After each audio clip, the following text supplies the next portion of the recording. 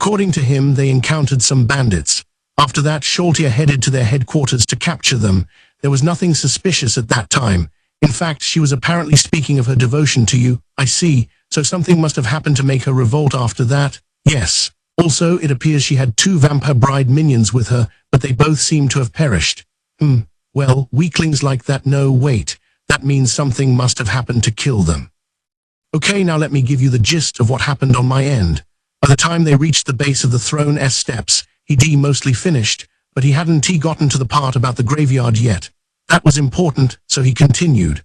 Albedo listened quietly, and then bowed her head in acknowledgement when he finished. Aints felt compelled to ask if there had been any mistakes in his handling of events, but there was something else he wanted to know more urgently. Looking up at the throne, he uttered the necessary phrase, "Open Master Source." A translucent window that looked like the menu but was different opened up. The board was full of countless words divided by tabs. This was the Great Tomb of Nazarik's administrative system. It displayed information like the daily upkeep cost, current locations of minions and their types, and what kind of devices including magic traps were currently active. It was set up so that general admin tasks could be completed right from the menu. In the Yggdrasil days, there was a different way to view it. It could be seen from anywhere at any time. But through experimentation, Aints had learned that in this world, it was possible to view it only from the heart of their headquarters, the throne room.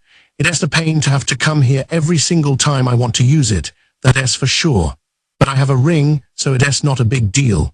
With a practiced hand, Aints opened the NPC tab. The names of the NPCs he and his guildmates created were listed there.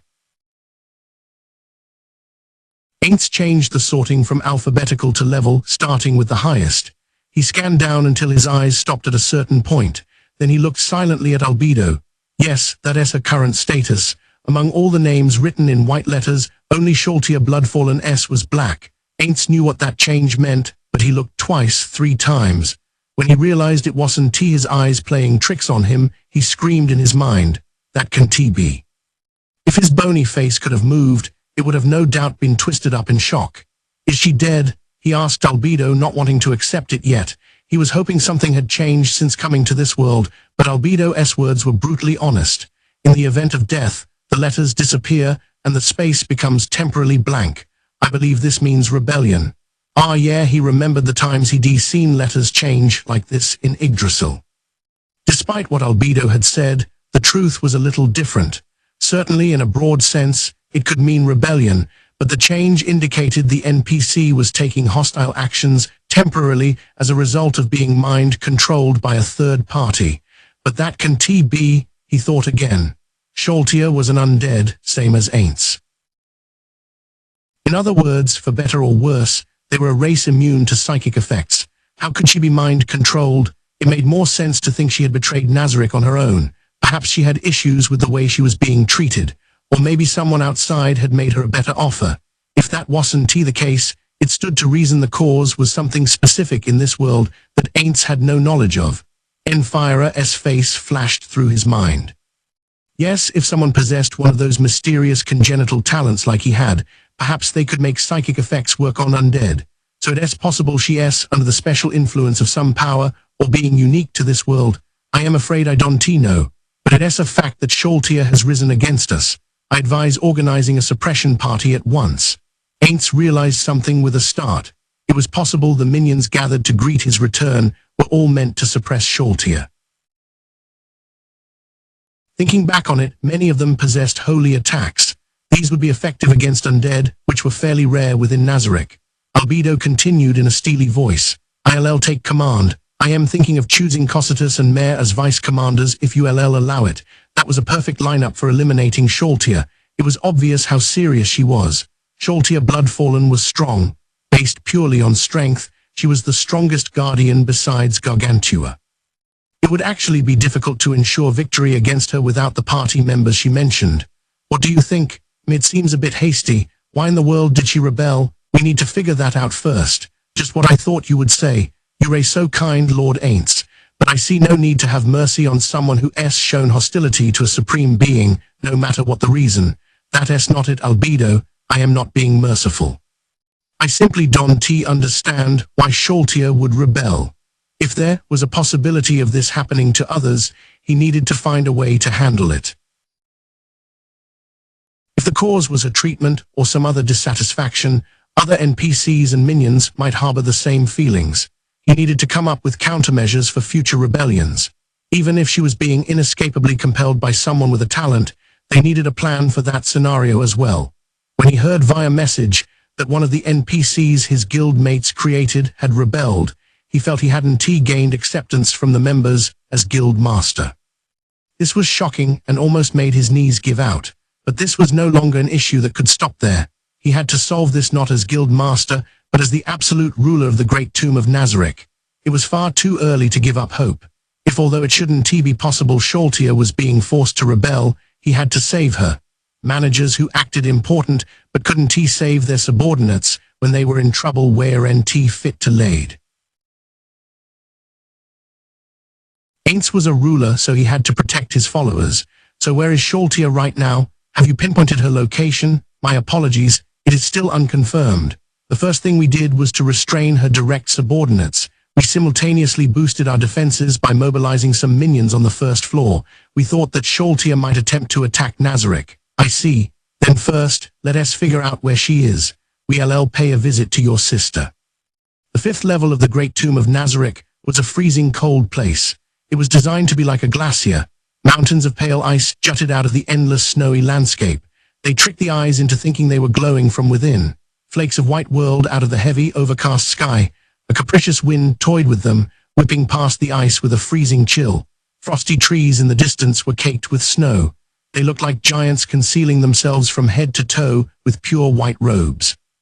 Aints' clothing whipped wildly in the cold, biting wind. Remembering Albedo was with him, he asked her, "Are you cold? You can put on armor if you want. We can spare the time for that." Chill attacks had no effect on Aints, and he would never freeze no matter how cold it got. But that wasn't the case for Albedo. She certainly wouldn't take any damage from this level of cold if she was properly equipped, but all she had on at present was her white dress. He asked her before they teleported as well. He couldn't shake the feeling that she was enduring it to show how tough she was, but she smiled gently in response to his worries. "Thank you for your concern, Lord Aints, but I am all right. This level of chill is no problem for me." Aints nodded in agreement. Normally, chill damage came with an area effect that slowed movement, but it cost extra maintenance, so it wasn't currently activated. Had that worked out in their favor? Did Albedo have a magic item or skill that cut the chill damage? Generally, an NPC's gear was given to them by the guild member who created them. Aints could confidently list only Pandora's actor and a couple of others, though he had taken another look at everyone's data right after they'd been transporting. Aints chased the questions out of his mind and looked at the large two-story, Western-style building in front of him. In this wintry world covered in ice, only this building gave off a different vibe. It felt exactly like a mansion out of a fairy tale, but its surface was frozen. The cold gave the place a disagreeable atmosphere. Actually, the name of the place was far removed from anything fairy tale-esque. It was called the Ice Prison. All who opposed Nazarick were consigned here. "Shall we go?" Aints said, and pushed open the ice-covered door. It opened quite easily despite the thick layer of ice caking it, as if welcoming those entering. A chill poured out the moment the door was opened. The inside of the building was even colder than the freezing world outside. When the wind blew over her entire body, Albedo shivered for the first time. Noticing this, Aints reached into extra-dimensional space and removed a red cape. The hem had a pattern like blazing flames. "You should put this on, Albedo. It doesn't have any particular magic effects, but it should still keep out the cold." "What a wonderful cape. Thank you. I'll treasure it as long as I live." He never said he was giving it to her, but seeing her ear-to-ear smile, he couldn't say anything. He looked through the open door. A dark, quiet corridor ran deep inside. "Actually, the survivors from the sunlit scripture are in here too, huh?" "Yes. Neuronist is taking proper care of them. This is so warm it's almost like being wrapped in your arms, Lord Aints tee-hee-hee." "Oh, that's good." There would be nothing warm about being wrapped in arms with no flesh or skin, but he couldn't very well point that out. He wasn't that dense. Keeping Albedo, who was writhing in the cape, completely outside his field of vision, Ain't slowly went inside. "What are you doing? Our time is limited this time." "Yes, sir." Ain't's passive skill, Immortal Blessing, told him where every undead in the building was located. It was annoying, so he turned it off. Ignoring them, he walked down the hallway coated in pale ice. If he hadn't taken measures against travel obstruction, he probably would have slipped. "Shall I call Neuronist, Lord Aints? It seems unusual for Nazarik's highest ruler to walk here unguided. That's not necessary." "We could, but she just talks so much. We have an issue that needs to get resolved immediately. I want to avoid wasting even a short amount of time." "Understood. Then I will tell Neuronist, in no uncertain terms, that she must not make any small talk until this incident is over." No, that's not necessary. I am not that bothered by it." But next to Albedo and her frown, Ain't smiled wryly with his unmoving face. He was glad he was valued as a leader, but soon he wouldn't even be able to make a simple, idle complaint. "I love all of you, your good points, your bad points, they were all created by my old friends. If I feel displeasure at something they put so much care into, I am the one who should be sorry. That's right. If Sholtia had rebelled in accordance with her settings, he'd have to forgive her. In that case, she'd only have been following her creator Perorancino's will. But he wasn't the type to sow seeds of discontent within the guild. That was puzzling. He was the kind of joker who loved the harmony he had with his guildmates.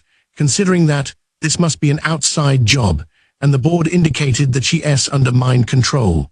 Still, there are a lot of things that aren't certain. I can say for sure that none of the programming has changed since coming to this world. But then, it's not as if I memorized all the NPCs' personality settings, either. Besides, it seems like parts of their personalities resemble the guild members who created them. I guess there is no one who could have set up every single thing, so maybe that's just how it works. Then is it something to do with Sholtia's settings? Like maybe she was built like a time bomb. He likes Eroge, so maybe he programmed a climax event. That's totally possible. Ain't sighed weakly and finally noticed the strange changes that had come over the woman at his side. She was still facing straight ahead, walking along quietly, but there was no longer any sign of her trying to match his pace. Furthermore, though her eyes were fixed forward, it was less like she was looking ahead than that her gaze was simply locked in that direction. He discovered that she was mumbling something and strained his ears. "Loves, loves, loves," she repeated, only that, skipping over the word like a broken record. "Hey, Albedo, everyone," I said, "everyone." Her head twisted in an odd way to look at him. "But that means you love me, is that correct?" "You are, well, yeah, tee-hee." She put her feet together and hopped in a cute, charming way and crashed into the ceiling. That's what it was like to have strength on a different scale. Crack, or more like snap. The ceiling reacted in a surprisingly loud way, making it quite clear how much momentum she had. Upon hearing the sound, like a cannonball impact, a number of ghostly monsters revealed their semi-transparent forms. They were the undead that lurked in this building.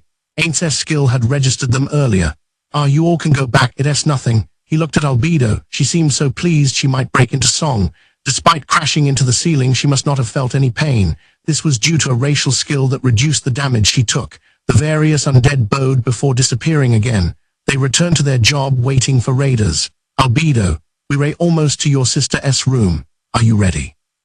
Her elated expression tensed up in an instant. "Understood. Then we'll need a doll." "Yeah, give it to me." When Albedo held her hand out toward the wall, a transparent hand emerged. It dropped a doll into her palm. It was a baby doll, roughly the size one might expect a real infant to be. Accepting it, Aints took a hard look. It's so creepy. It was a caricature of a baby. It looked like a twisted Cupid doll. Especially creepy were its big googly eyes. Aints furrowed his non-existent brow and looked toward the end of the corridor. There was a fresco painted over the whole wall with the door in the center. Perhaps it was a mother and child. It was a painting of a gentle mother cradling a baby. If that were all, it would have been a fine painting. But over time, the plaster had come off in places. This created a horrible scene. The baby, in particular, was mostly gone. Its remains were almost skeletal. Aints pushed open the door. It glided open without a sound, but the crying of babies echoed inside, not one or two or repeating echoes. The crying of tens, hundreds of babies, countless crying voices became one noise. It swept over them, but there were no babies to be seen in the room. They couldn't be seen, but they were there. In the middle of the unfurnished, empty chamber stood a cradle. One woman quietly rocked it. In spite of Aints and Albedo's entrance, the woman, who wore black mourning clothes, said nothing. She just kept rocking the cradle. They couldn't see her face. Her long black hair completely covered it.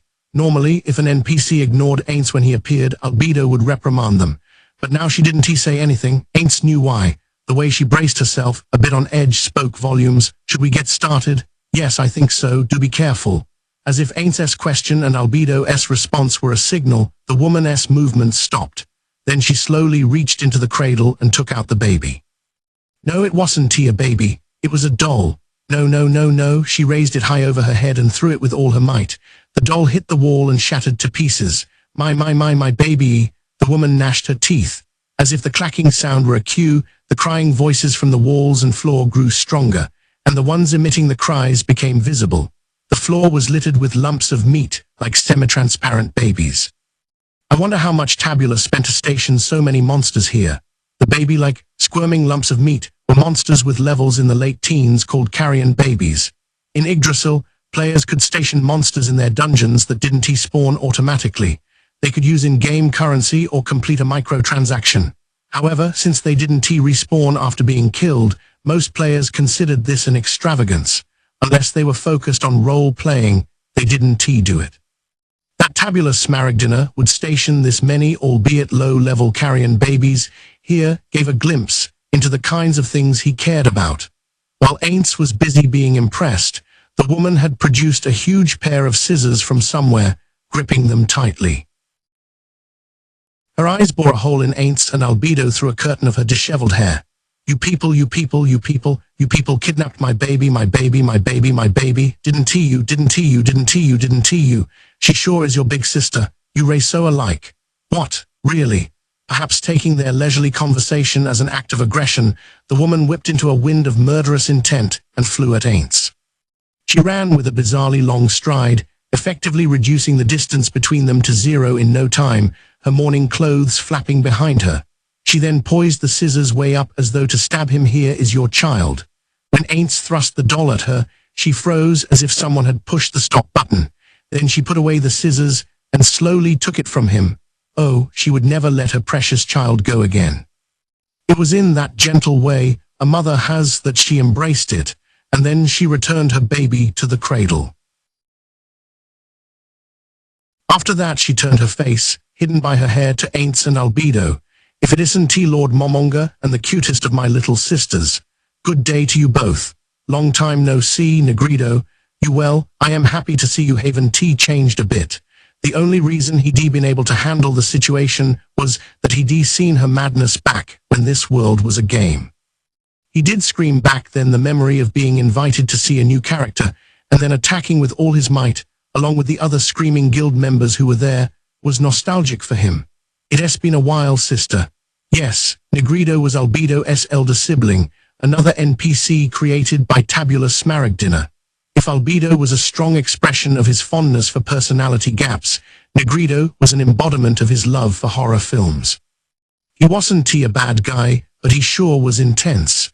If you talked to him normally, he came off as a clever, respectable guy, but if you dug in a bit, he could be passionate. As Aints was remembering his old guildmate, Negrido parted her long black hair in the middle to reveal her face. She probably thought it was rude to keep it hidden, but Aints would have preferred it that way.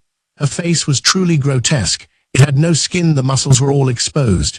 Her teeth, which seemed gorgeous as pearls because she lacked lips, and her eyes, which seemed to sparkle because she lacked eyelids, would have been pretty on their own, but altogether they were just revolting.